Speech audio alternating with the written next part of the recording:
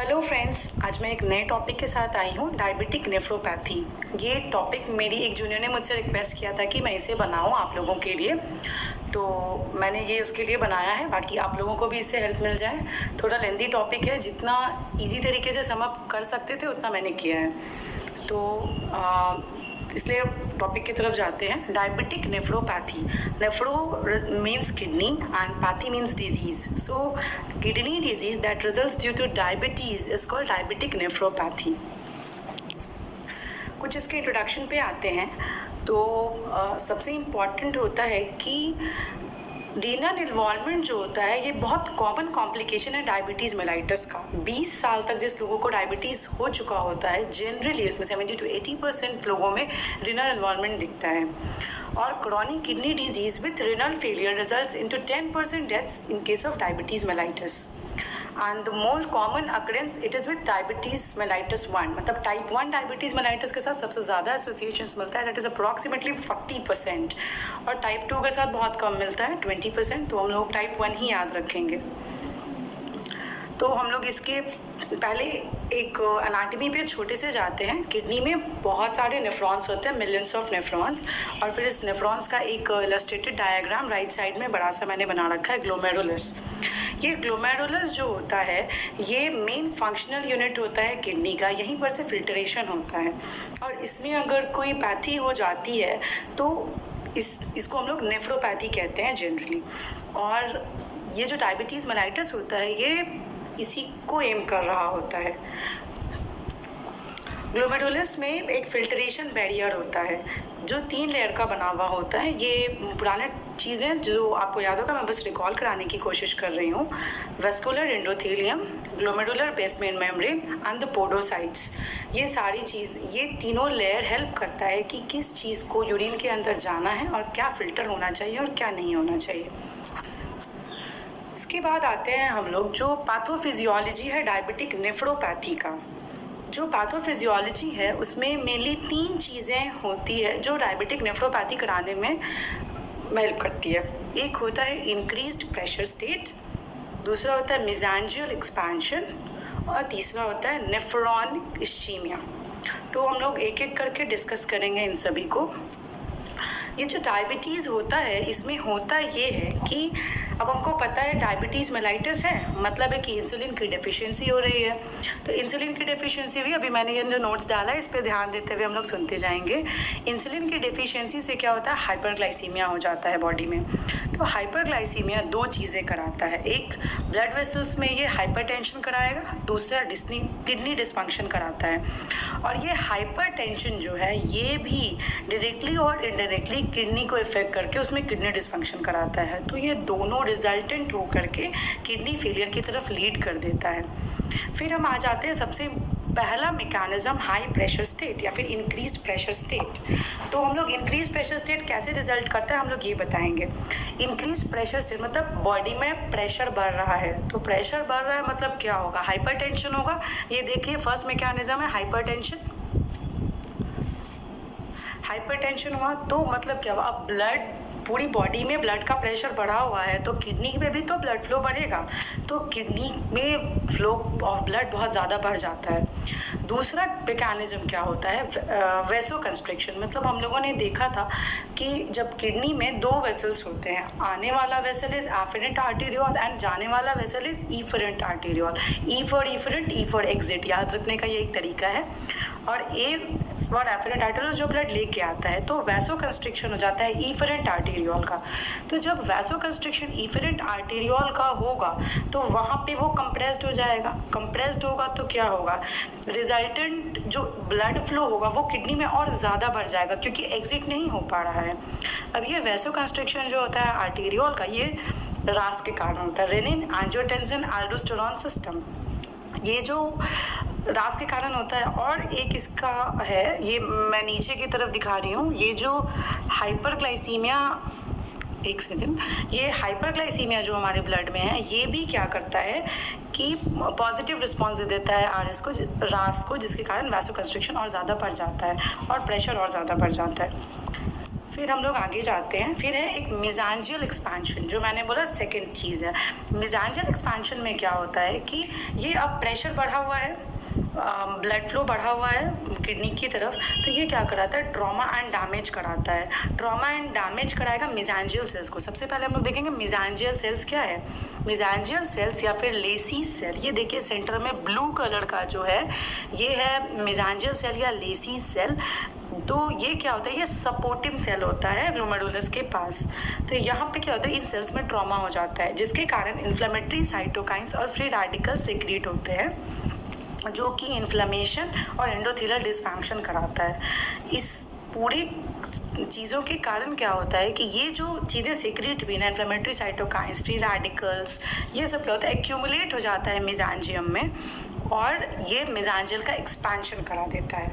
अब मेसेंजियम का एक्सपेंशन हो चुका है तो क्या होगा, ये जो सरफेस एरिया है ग्लोमेरुलर फिल्ट्रेशन का, यहाँ पे सेंटर में यहीं पे ब्लड आता है। अब जब मेसेंजियल सेल्स बढ़ जाएगा तो सरफेस एरिया जो फिल्ट्रेशन का था वो घट जाएगा, तो decrease surface area for glomerular filtration. और क्या होता है, ये जो पोडोसाइट्स है, देखिए लेफ्ट साइड में नीचे की तरफ पोडोसाइट्स है, रेड कलर का सर्कल किया हुआ। तो ये दो पोडोसाइट्स के बीच हमेशा फेनेस्ट्रेशंस होता है, जिसके थ्रू सब्सटेंस मतलब मूव करता है। तो ये फेनेस्ट्रेशंस क्या होता है, इसका एक्सपैंड कर जाता है। तो क्या हो गया, अब जब एक्सपैंड कर गया, छेद बड़ा हो चुका है, तो लीकी हो जाएगा, जिसके कारण हमारे यूरिन में प्रोटीन आने लग जाएगा। तीसरा मैकेनिज्म था नेफ्रॉन इस्चीमिया। नेफ्रॉन इस्चीमिया में क्या होता है, अब देखिए वैसो कंस्ट्रिक्शन हो रहा था इफेरेंट आर्टेरियोल, इसी डायग्राम में दिख रहा होगा, राइट साइड में इफेरेंट आर्टेरियोल है। तो इफेरेंट आर्टेरियोल में हमारा हो रहा था वैसो कंस्ट्रिक्शन। तो क्या होगा, इफेरेंट आर्टेरियोल वापस फिल्टर्ड ब्लड को बॉडी में ले जाता है। तो क्या होता है कि अब बॉडी में डिक्रीज़ हो गया ब्लड का फ्लो। अब बॉडी में जब डिक्रीज़ होगा ब्लड का फ्लो तो क्या होगा, रिजल्टेंट जो वापस किडनी को ब्लड आना होगा वो भी घट जाएगा। अब जब वो घट जाएगा तो क्या हुआ, ब्लड फ्लो घट गया किडनी को, और प्लस इधर जो साइटोकाइंस, इन्फ्लेमेटरी साइटोकाइंस जो सीक्रेट होता है उसका एक्यूमुलेशन हो रहा है। ये दोनों मिला करके नेफ्रॉन का इस्चीमिया करा देता है। ठीक है, उसके बाद क्या होता है कि कुछ सिंड्रोम्स हैं जो डायबिटिक नेफ्रोपैथी के साथ एसोसिएटेड होते हैं, जो है इसमें मैंने लिख भी रखा है, आप देख सकते हैं। प्लीज़ नोट डाउन नहीं करेंगे, अभी समझेंगे। लास्ट में मैंने सारा नोट्स डाल रखा है आपके स्क्रीनशॉट और इजी रिवीजन के लिए, तो अभी प्लीज़ समझने पे ध्यान दें। जो 4 सिंड्रोम्स इसके साथ एसोसिएटेड मिलते हैं वो है asymptomatic proteinuria, nephrotic syndrome, hypertension, और ये सब मिलाकर के होता है प्रोग्रेसिव रेनल फेलियर। अब हम लोग मॉर्फोलॉजी पे जाएंगे, तो सबसे इम्पॉर्टेंट है पैथोलॉजी में मॉर्फोलॉजी तो डिस्कस करना ही पड़ेगा। तो मॉर्फोलॉजी पे हम लोग आते हैं।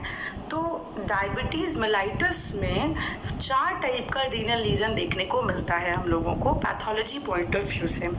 तो जो 4 लीजन्स हैं वो हैं diabetic glomerulosclerosis, vascular lesion, diabetic pyelonephritis and tubular lesions. Repeat करेंगे हम लोग, diabetic glomerulosclerosis, vascular lesion, diabetic pyelonephritis and tubular lesions. तो हम लोग एक एक करके इसको डिस्कस करेंगे। ट्यूब्यूलर लीजन्स जो 4th वाला है, इसका दूसरा नाम अरमानी एब्स्टीन लीजन भी होता है। तो अब हम लोग एक एक करके डिस्कस करते हैं। सबसे पहले आ जाता है डायबिटिक ग्लोमेरुलोस्क्लेरोसिस। तो मतलब इसके नाम से हम लोग डायबिटिक मतलब डायबिटीज़ के कारण, ग्लोमेरुलो मतलब ग्लोमेरुलस में स्क्लेरोसिस हो रहा होगा। ठीक है, तो ये क्या होता है कि ये सबसे कॉमनेस्ट फीचर है डायबिटिक नेफ्रोपैथी का, और मेजॉरिटी ऑफ एबनॉर्मल फाइंडिंग्स इसी के कारण होती है। इसका एक छोटा सा मैकेनिज्म है जो मैंने ऑलरेडी आपको एक्सप्लेन कर दिया है, उसको एक रिकंसाइलेशन करेंगे। हाइपरग्लाइसीमिया होता है बॉडी में, मतलब शुगर बढ़ा, जिसके कारण ग्लोमेरुलर हाइपरटेंशन हो जाता है। जब ग्लोमेरुलर हाइपरटेंशन होगा तो रीनल हाइपरपरफ्यूजन हो जाएगा।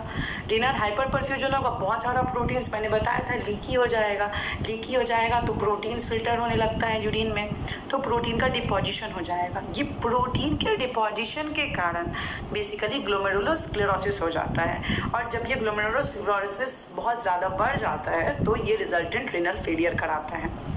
तो ये इसका छोटा सा मैकेनिज्म, ये सेम है बिल्कुल पिछले वाले जैसा।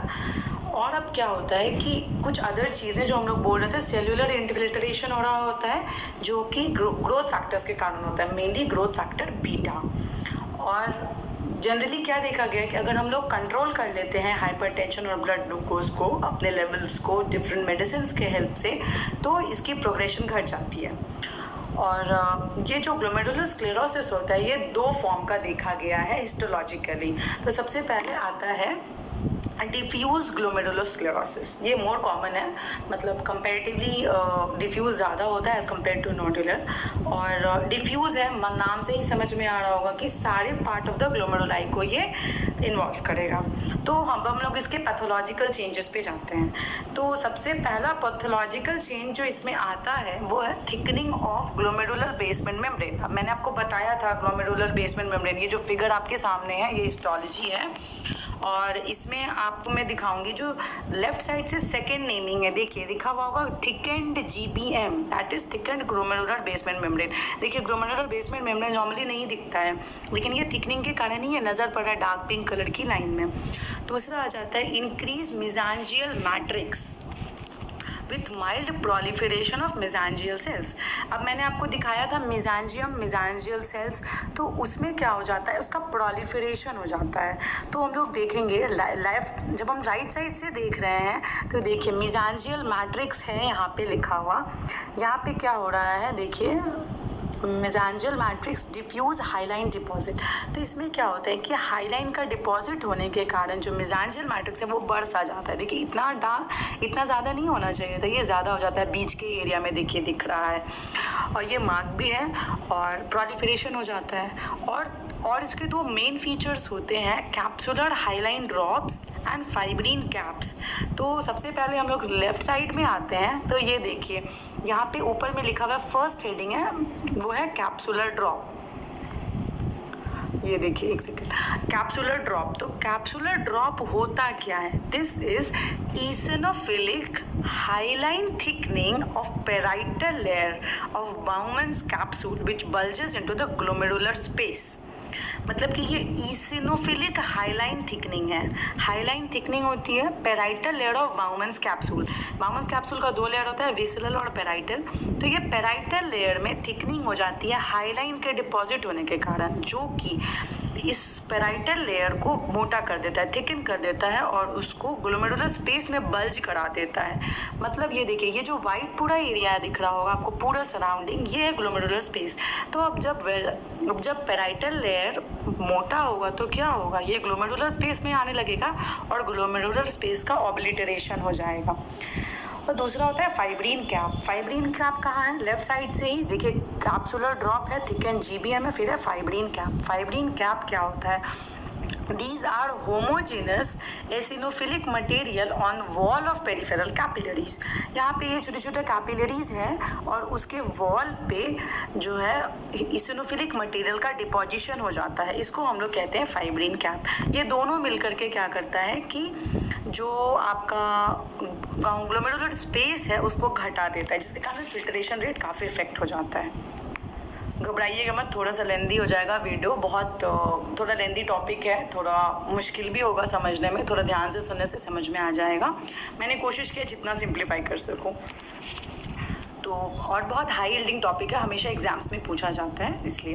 तो nodular glomerular sclerosis, nodular form में अब हम आते हैं, इसको हम लोग क्लेमेस्टेल विल्सन लीजन भी कहते हैं, KW लीजन या फिर इंटर कैपिलरी ग्लोमेरुलर स्क्लेरोसिस। ठीक है, ये भी मेनली टाइप 1 डायबिटीज़ मेलाइटिस के साथ एसोसिएटेड होता है। और इसमें क्या होता है, नोड्यूल्स हो जाता है 1 और मोर ग्लोमेरुलाई में। अब नोड्यूल्स क्या है, अब हम इसमें देखेंगे, देखिए डार्क पिंक टाइप की डिपोजिशंस मिल रही है हमको यहाँ पे। तो ये देखिए ये डिपोजिशन जो है इसी को हम लोग नोड्यूलर डिपॉजिट कहते हैं। अब ये नोड्यूलर डिपॉजिट्स के कुछ फीचर्स होते हैं जिसको हम डिस्क्राइब करेंगे कि हम लोग देख सकते हैं। देखिए ओवल या स्फेरिकल है, ध्यान देंगे, देखिए ओवल है या स्फेरिकल हो सकता है, लैमिनेटेड होता है, हाइलिन का डिपॉजिट हो, जहाँ पे भी डिपॉजिशन हो रहा है यहाँ पे हाइलिन का ही डिपॉजिशन होता है, ए सेल्यूलर मास है, और लोकेटेड होता है ये लोब्यूल ऑफ ग्लोमेरुलस में। ये देखिए ये जो ऐसे सा स्ट्रक्चर है ना, ऐसे सा ये लोब्यूल है, ग्लोमेरुलाई का लोब्यूल्स, तो लोब्यूल्स के अंदर ये लोकेटेड मिलता है, और surrounded peripherally by glomerular capillary loops.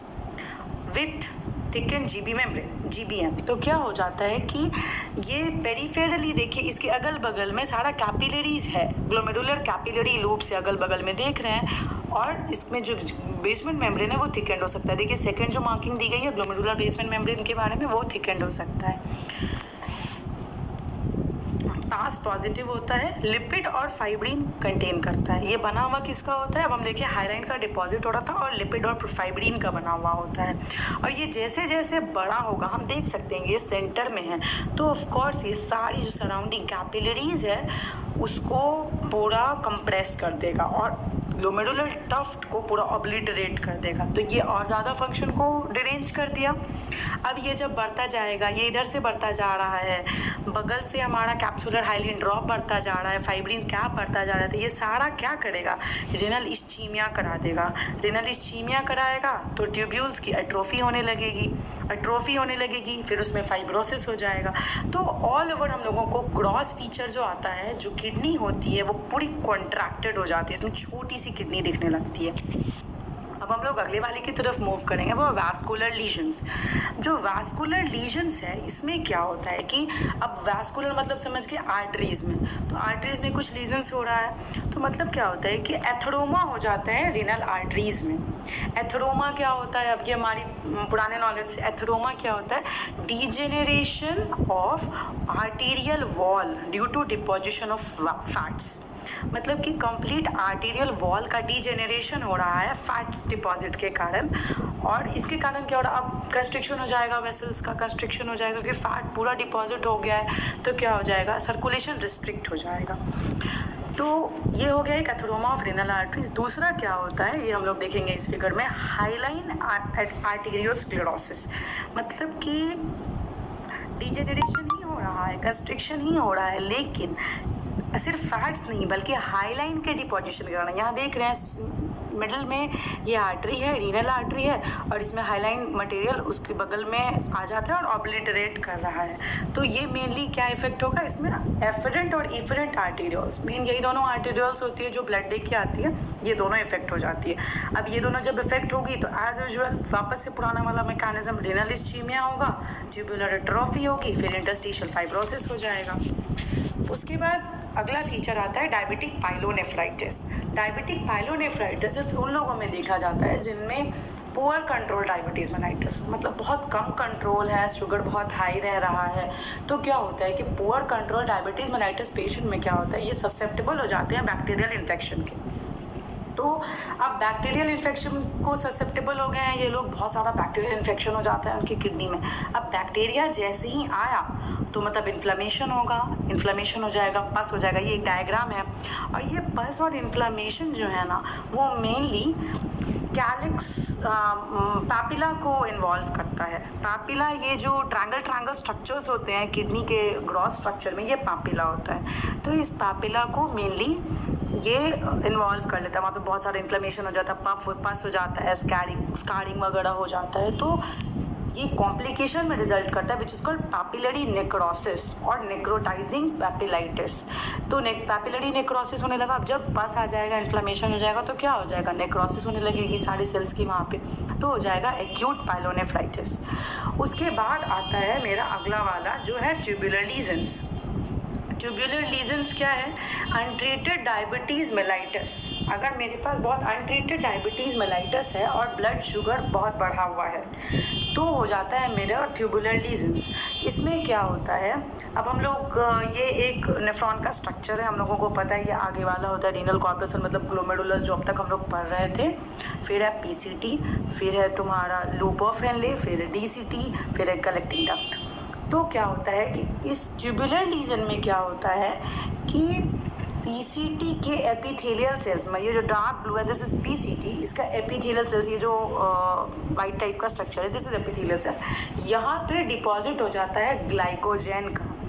Glycogen की डिपॉजिट हो जाती है और ये वैक्यूल्स बना देता है। इसी को हम लोग अरमानी एप्स्टीन लीजन कहते हैं। तो यहाँ पे सारा हिस्टोपैथोलॉजी ख़त्म हो जाता है, यही चीज़ें मिलती हैं हमको देखने को। कुछ टेक अवे पॉइंट्स ये है, याद क्या रखना है कि diabetic nephropathy is kidney disease that results due two diabetes के कारण होता है। दूसरा, टाइप 1 डायबिटीज़ मेलाइटस के पेशेंट में होता है। तीसरी चीज़ें जो हम लोगों को याद रखनी है, इसके मॉर्फोलॉजिकल फीचर्स में 4 चीज़ें होती हैं: diabetic glomerulosclerosis, vascular lesions, diabetic pyelonephritis, tubular lesions. तो ये चारों चीज़ें होती है। इसकी स्ट्रक्चर्स तो मैंने आपको समझा दी है, अच्छे से देखिएगा, धीरे धीरे समझ लीजिएगा, आसान हो जाएगा टॉपिक। और इसी तरीके से रिक्वेस्ट करते रहें वीडियोस के लिए, ताकि मैं खुद मोटिवेटेड रहूं और मैं आपको पढ़ा सकूं आराम से और इजी कर सकूं। मुझे भी तो समझ आता है ज़्यादा आपको पढ़ाने से। और एज़ यूजुअल मेरे नोट्स हैं आपके लिए, आप स्क्रीनशॉट कर लीजिए ताकि आपको रिविज़न में आसानी हो। ये फर्स्ट पेज रहा, ये मेरा सेकंड पेज, ये थर्ड और ये फोर्थ। Thank you.